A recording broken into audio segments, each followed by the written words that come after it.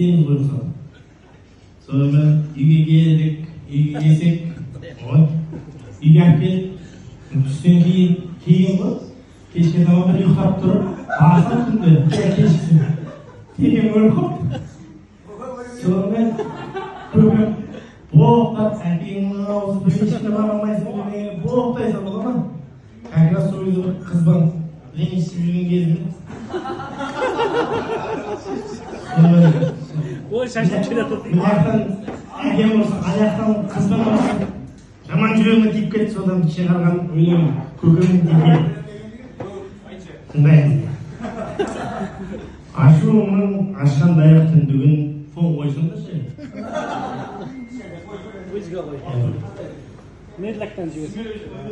Ашуыңның ашқан аяқ түндігін не көке ұрса бердің сен бүгін.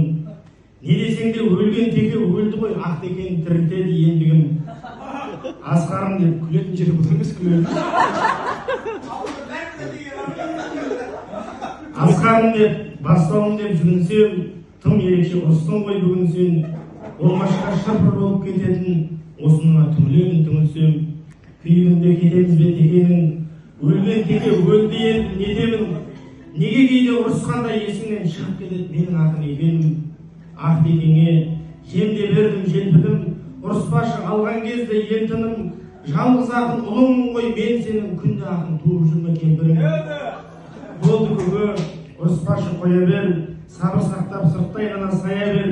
Ақын адам еркіндікті қалайды, қалай ғана бұғалықта тоя бер. Бұл ұрыстың мал ғана ма себебі, қу текеме жалғыз саған керегі. Неге көке тарта бердің тұрмысқа, түсінсеңші ақын болғым келеді. Жажа көке, бір текеңіз кембіне, тағат бітті қу тұрмысқа телміре. Не десең де ақын елге көкетай, жол тартамын, әйтеуір бір сен біле. Бәрекелді. Мұрат